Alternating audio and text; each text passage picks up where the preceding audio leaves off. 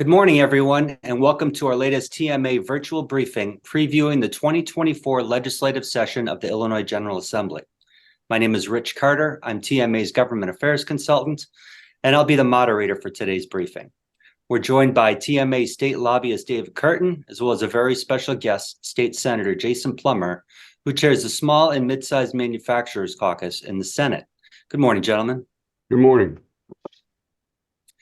We're going to spend the next half hour discussing the outlook for legislative action in Springfield in the coming year, the potential impact on TMA members, and the first year accomplishments of the SaMM Caucus and the outlook of the year ahead.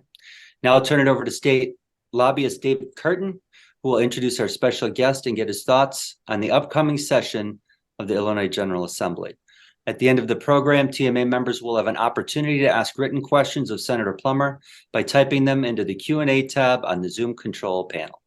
David, the floor is yours. Thank you. Well, good morning, everyone. We have with us Senator Jason Plummer, and he is the co-chair of the SaMM Caucus, the Small and Mid-Sized Manufacturing Caucus that we have in Springfield, a bipartisan collection of legislators, Republicans and Democrats, who from time to time sit down and talk about the issues of concern to our members, our TMA members.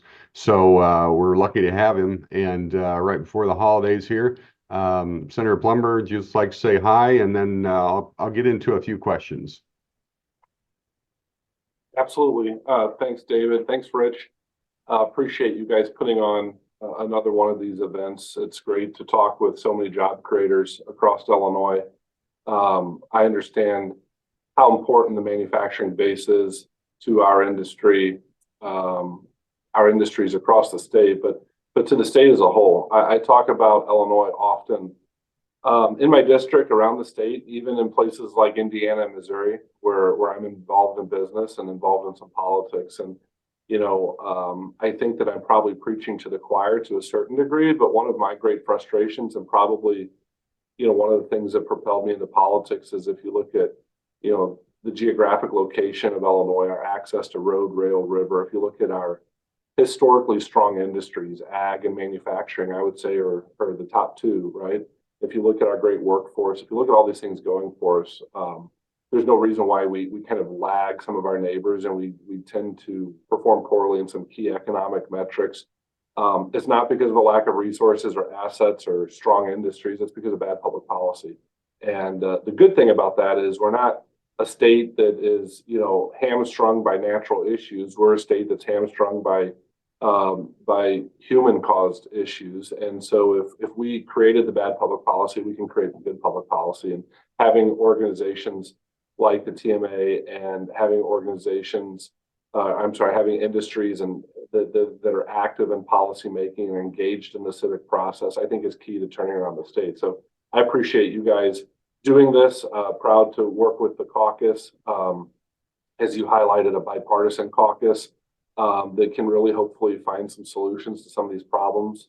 For the TMA members that may not be familiar with me, I'm from Edwardsville, which is about 20 minutes outside St. Louis, represent all a part of 11 counties downstate, but have a business background that involves manufacturing and really focused in Springfield on those issues that I think are fiscal issues and business issues that hold back our state from reaching its potential. So that's kind of a little bit about me, but happy to go into details and talk to your members and answer any questions they might have.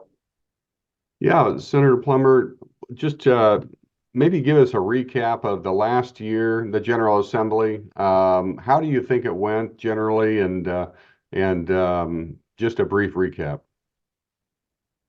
Well, our caucus is a bipartisan caucus here. Being assistant Republican leader in the state Senate, sometimes I have to view it a little bit through a partisan lens in terms of how the overall session went. In that regard, I would say it wasn't as much as we could have hoped for. There was spring session, of course, but maybe more importantly to your members, because I know we did a recap after the spring session. We just recapped the veto session. I'm sorry, we just finished up the veto session. And, there was there was a real opportunity, I think, on some legislation that we could have moved that would have been, I think, helpful from a transparency standpoint, from a taxpayer standpoint, that got stalled. There were things that appeared in all the newspapers, the Invest in Kids Act, the assault weapons ban, trailer legislation regarding those items. I don't think, your members are probably super focused on those things right now, but coming out of veto session, that's really where the focus was.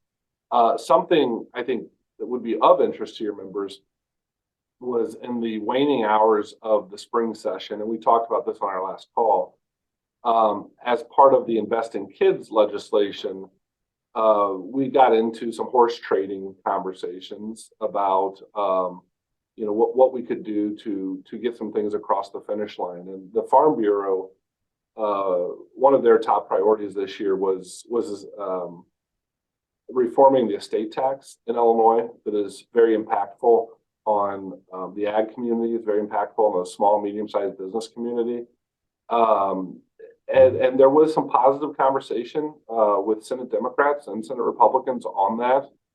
And basically, in the waning hours of session, the comment was, well, we're going to kick that conversation to the spring of 24, because as we all know, the Civic Federation rolled out a pretty comprehensive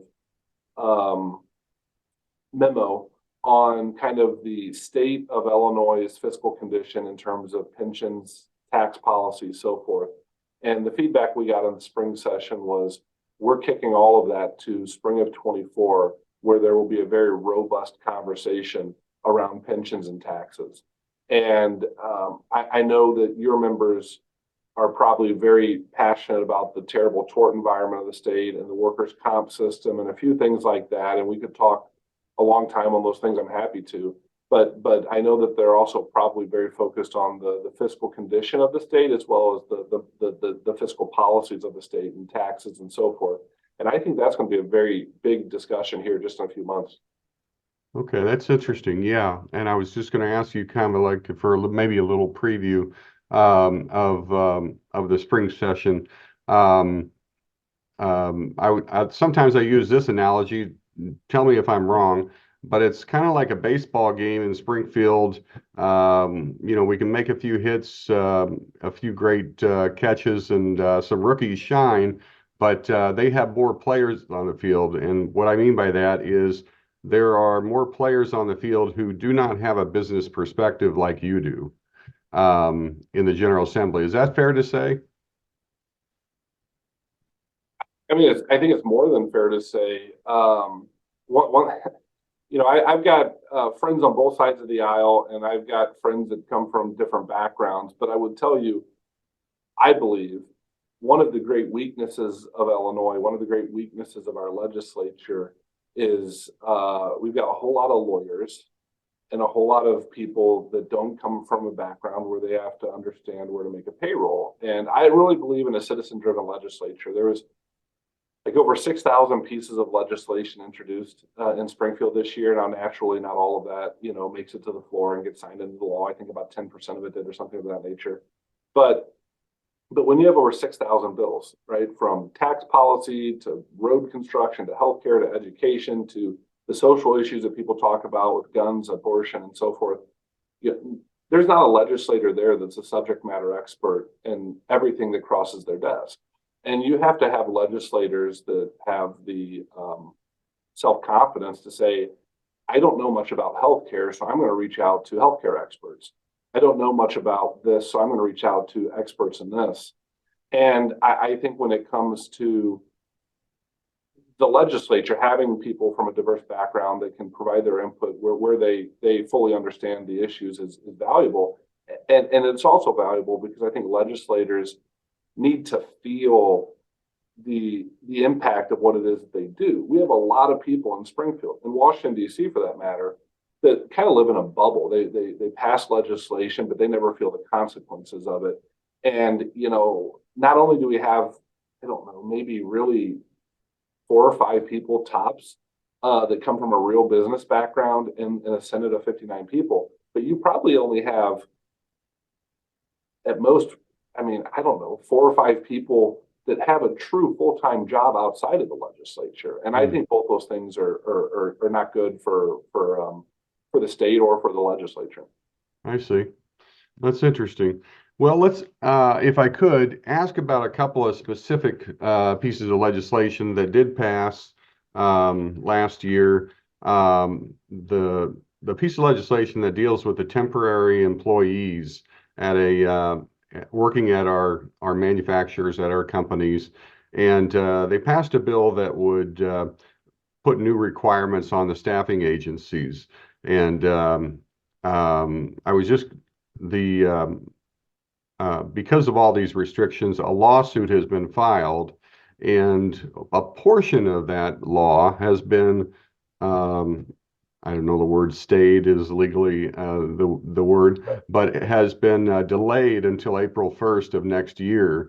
And that's the portion that deals with companies having to monetarily compensate the temporary employees at the same rate as as employees there at the company.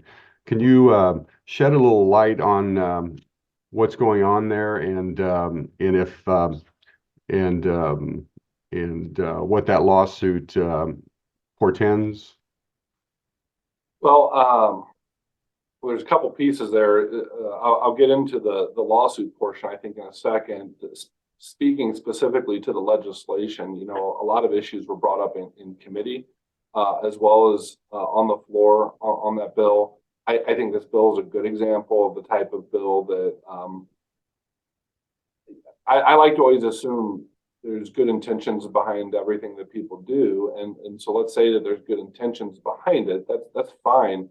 But when the impact is negative on those whom you theoretically are trying to help, I think that's a problem. We see that a lot. And this is another example of legislation that clearly the people pushing it and drafting it don't fully understand the consequences it'll have on the workforce and on employers. And so it's a problem. You know, whether it's because of, you know, peak business, or because they're testing out new concepts, or because of a variety of different transitional things that may be taking place, we all know that temporary employees are commonly used in the manufacturing industry, and you know, maybe not all, but a fair number of temporary employees desire to be temporary employees because they like the flexibility that provides them. So this is an example of, I think, the legislature getting into something that they don't frankly need to be in. From a legal standpoint, I hate to say I joke about it, but the truth is I joke about it all the time. The quantity of bills that we pass that are either very vulnerable to a legal challenge, or immediately have to be amended through trailer bills, not just once, but sometimes 2, 3, 4, 5 times. And what I always tell people in Springfield is, look, take a deep breath, take a step back. Let's talk to the subject matter experts. Let's figure out what the issue is, if there is an issue, and let's put together thoughtful legislation that accomplishes the goal here.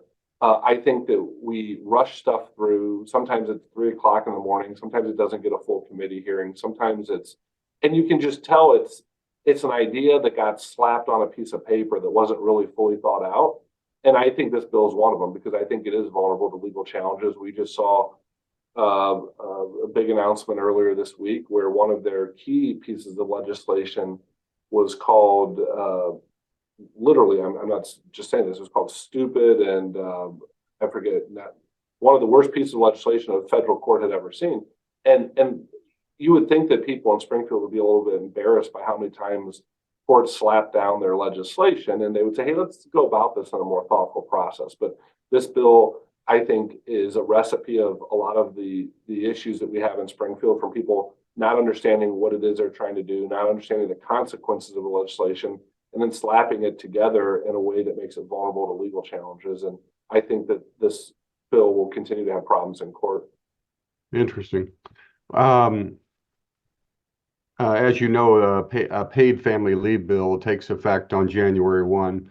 What do you think we've been informing our members about, the particulars of that, but what do you think of the chances are of another paid family leave bill coming up this next session? Last year, there were 5 paid family leave bills, I believe, that are still in the hopper. And what do you think of the chances that another version of a family paid leave bill will circulate or pass? Well, I don't know the odds of. I mean, I'm sure one will circulate. Let's put it that way. Whether or one or more, whether or not there's any oomph behind that legislation, I will have to wait and see. The one that you're referring to, I've gotten more phone calls about this legislation, more emails, more correspondence about this from constituents than I've gotten, and definitely, definitely a lot more feedback on this one than the vast majority of the legislation. The interesting thing about this is the feedback's coming from businesses, it's coming from mayors, it's coming from county elected officials, because it touches a lot of people. As kind of an aside, in case any of the members of TMA are having issues with this, or if they don't fully understand the legislation,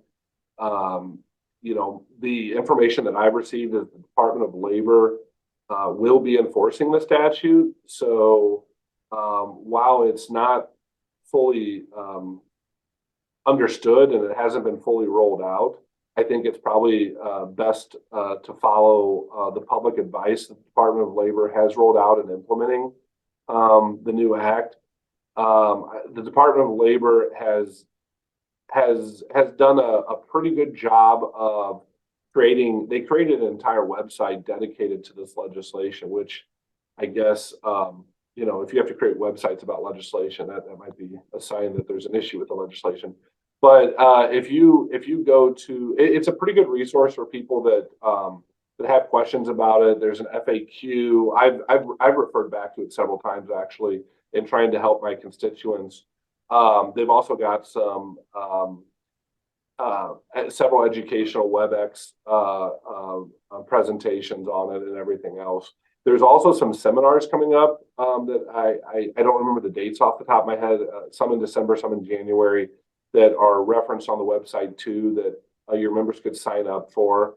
But the websites like labor, some Department of Labor's website, it's a page there. And I can send it to you later, David, so you can distribute it to your members if you'd like. But I would encourage people that have questions about the legislation to use that, because I think the Department of Labor will be enforcing it pretty quickly. As to paid leave in general, this legislation that we're talking about is a significant hurdle for a lot of people, both private sector and public sector. And I would have to imagine, though, never underestimate the audacity of some of these people in Springfield. I would have to guess that with the pushback they've received on this and the complications around this and the stress it's putting on the private and public sector, that they're going to take a breather from more paid leave act stuff. But I'm sure you're going to see legislation floating around. I don't know if they're going to get behind it too hard this cycle. Okay, thanks. I would definitely encourage your members to look at that website though, because it is fairly informative. Okay. Well, if you could, I'll get to I was going to ask you about BIPA, but I want to kind of stay on a more positive note. The new General Assembly, they come into session on January 16th. You come into session on January 16th.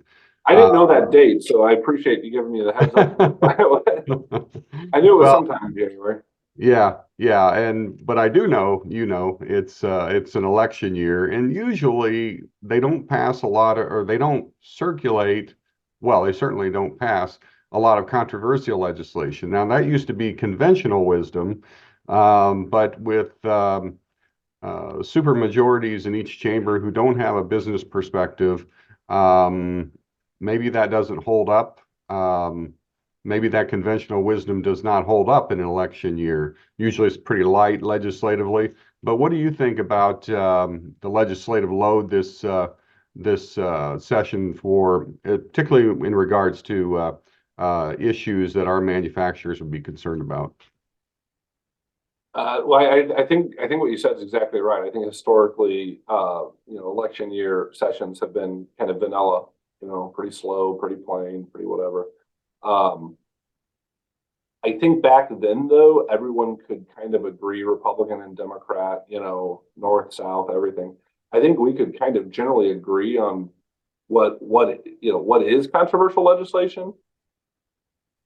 I mean, I would say that, again, I don't mean to sound partisan, but I would say that, and even Democrat legislators will tell you, I mean, they have elected so many far left activist type people that I think they think, some extremely controversial things are just like run of the mill good ideas. And so whether that stuff gets passed, I don't see much controversial stuff passing, but I see it getting introduced and I see it being talked about. And I see the other side being a little bit uncomfortable because there are some rational people over there that recognize some of this stuff is pretty wild. I think, I say that, going back to the beginning of my conversation, though, if they honor their word and they put a significant discussion about taxes and pensions on the table, that could get interesting. Typically, that's not stuff you touch in election year, but that is kind of what they've communicated out to a lot of people. And if they do, good for them, because I think that conversation deserves a public airing. And I think that, hiding your true thoughts before an election isn't very, it's not very fair to the voters. It also doesn't speak much to your ideas on what you should do. I'm happy election year or not election year, telling people what I think and what issues I want to work on. And I think we should all be kind of open and transparent in that regard. So normally, David, I would say, yeah, going to be slow, going to be kind of boring. But considering how far Springfield has moved to the left and the public comments that have been made about putting pensions and taxes and that conversation on the table, I think the spring session could be very interesting, and maybe some real meaty stuff comes out of it. And I hope it does. We shouldn't take the year off considering the condition of the state. Okay. Well, before I turn it back to Rich, and Rich, I know we have probably some questions for the senator.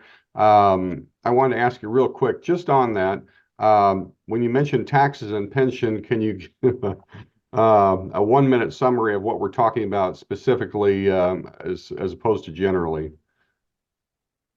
Well, so obviously, everyone in Springfield, all the legislators have their own ideas on what would be good there and where they want to see those conversations go. I think most people who are, somewhat engaged, understand the situation on the pension side. We've got real issues in terms of our systems being underfunded. Governor Pritzker had a real opportunity with all the COVID money and all the federal dollars that got unleashed from Washington, D.C. to, I think, really address some of the issues that like structurally underpin our systemic problems. He elected not to use the money to do that, right? I mean, this last budget, we set another record and we still made the minimum contribution to our pension systems. So the underfunding problem is very catastrophic. We've wasted most of this federal money. If you look at a lot of states, they took that federal money and they fixed their real problems. We didn't do that. We frankly created more problems because we created new programs with one-time money that we know won't keep being there. So how do we fund these new programs? Every year he's been in office, he set a new record in state spending, and he was able to kind of coast there for a little while because we had shockingly large tax receipts thanks to some of the federal issues and initiatives that took place early in his Governor Pritzker's term in office. But those tax receipts are drying up as well. So we've got real budgetary issues just from a year-to-year budget situation. We know that structurally we have one of the largest tax burdens, if not the largest tax burden in the country, definitely top 2 or 3. And then underneath all of that is you've got the pension issue. So the Civic Federation rolled out a pretty aggressive study on the issue. Not saying I agree or disagree with it, but they went into a lot of these issues in a fair amount of detail. They had some proposals and some ideas. I think that that group is viewed as speaking for a lot of the large business interests and what, especially from Chicagoland, and the Democrat Party tends to kind of listen to them a lot. A lot of campaign donations coming out of those organizations, the people that make up those organizations. So I think that those people who've historically, not been super aggressive the last few years on this issue, dropping that was signaled that, look, we have to fix this. And I think that people in Springfield took that seriously, and hopefully that spurs some good conversation and some solutions. I know what I'd like to see happen. But I also know that, we got to get 59 senators in a room and get something done for the people of Illinois. And then we got to hope the House and the governor, do their part too. So it's going to be, if and when it happens, it's going to be a robust conversation that I think your members will want to follow very closely. Okay, thank you. Well, I'll turn it back over to Rich. We're running out of time, and this has been a great, some great information for our members. Rich, you want to take it? Sure. Thank you, David. Now it's time for questions and answers. We do have a few already in the queue, but for those who do want to ask a question, you can, if you're on your computers or the mobile app, you can type your question and submit it through the Q&A tab on the Zoom control panel. But let's get to the questions. Senator Plummer, first question is, small and mid-sized manufacturers like us find that one of the most frustrating things we deal with is paperwork. It's difficult to be aware of the legal changes and keep up with them. Can something be done to change that system? When they say trouble keeping up with paperwork, I assume they mean just the constant flow of new mandates and new regulations and new legislation. Some of your members are probably Cook. A lot of them, I'm assuming, are Cook County located. A lot of them are located down in places like Madison County.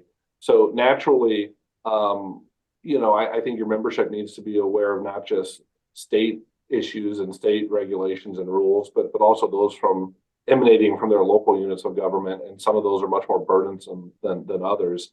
I think that's why they're members of TMA, right? Is because having David and folks like David in Springfield being the eyes and ears of what's happening, what just happened, what's coming down the pike, what to be aware of, is invaluable. I can speak personally. I'm in the Senate now, yes, but I haven't been in the Senate forever. We operate, over 100 physical locations, either retail, manufacturing, or distribution. A large number of those, the majority of those, are in Illinois. And I'm a member of the Illinois Lumber and Material Dealers Association, for example. And using groups like that as a resource on what's happening is key, because I mean, as a state senator, it's hard to track everything that's happening in the House and the governor's initiatives and what's happening in the Senate and the various committees and so forth. Trying to run a business and keep one eye on your business and keep one eye on Springfield, that's impossible. So I would just encourage organizations like that or companies like that to stay involved in organizations like the TMA and others. The other thing I would say is we are pushing very aggressively. I don't know if you probably haven't, but there's been some news lately on the Illinois Department of Financial and Professional Regulations about streamlining their processes, making it more transparent, turning things digital. Everything we can do to make the bureaucracy at the state level more responsive and more transparent is important to us. And hopefully we can continue to do things like that. There's no doubt that government's a couple iterations behind technologically, and that impacts groups that are looking for information and looking for answers on questions. I think it's a lot easier to go to the TMA than it is to go to the Department of Labor. I think it's a lot easier to go to the Illinois Lumber Material Dealers Association than it is to go to a couple of the bureaucracies, because they've generally had the question before and they generally have the information. So I didn't mean to do kind of like a marketing commercial for TMA there, but I think I think just because of the quantity of things taking place, you need to have a clearinghouse for that, and that's kind of what I would recommend. Thanks, Senator. And look, probably only a handful of your members are in my district, but my district office is in Vandalia. My capital office is in Springfield, of course. Any one of your members, anyone in the state, feel free to reach out to me or my office. I'm not one of some legislators are like, oh, they're not from my zip code, I'm not helping. I don't care where you're from. If you live in Illinois, I'm happy to help. So if any of your members ever have questions, tell them to reach out to my office. Really appreciate that, Senator. Yeah. All right, we have one more question before we close it down. The question is, do you think anything can get done on a bipartisan basis in 2024 to help the business community, perhaps estate tax reform? Senator? Well, we're always trying to get some things done to help the business community. John Curtin, who's a Senate Republican leader from Downers Grove, just finished his first year as a Senate Republican leader. I work very closely with John, and I know, he is one of those darn lawyers. I will say that, but he recognizes the real issues that business communities facing. I know one of his initiatives as Senate leader is to find those bipartisan solutions that will help the business community and the employers of the state. John talks about that a lot. I know that we Senate Republicans have a fairly good relationship with the Senate Democrats. It seems to me in Springfield, the Senate is where things get done. The House seems kind of like the Balkans, everyone's shooting at each other and stuff. It's kind of wild over there. But the Senate, there seems to be good conversation. There seems to be some bipartisan conversation. I obviously don't like a lot of what's happening, but being able to engage in dialogue and find those areas where we can get things done. There's a few examples just this past spring of things that we got accomplished. I think you will see some business friendly stuff. It's probably not going to go as far as I would like to see, as far as your members would like to see, but I think there's progress there. As far as the person who asked the question, commenting on the estate tax, that was one of the main initiatives last session of the Farm Bureau, and it's obviously a main initiative of groups like TMA and groups like Chambers and NFIB and all those. And I think that some people on the Senate side in the Democrat caucus are open to that. I think that if we can get enough people explaining how devastating that is on the small business community, specifically in a few industries, especially, I think we can make progress there, at the very least tying it to the federal estate tax rules, but hopefully we could go a little bit further. Promises were made that would be part of the broader tax and pension conversation that I anticipate to take place this spring. So I would say keep an eye on those conversations, especially in relation to the estate tax, and make sure whoever your legislators are, they're hearing your voice on that issue. Great. Thanks, Senator. Unfortunately, we've run out of time. I want to thank Senator Jason Plummer for joining us today, along with TMA State Lobbyist David Curtin. And of course, we want to thank all of our TMA members who took the time out of their day to join us today.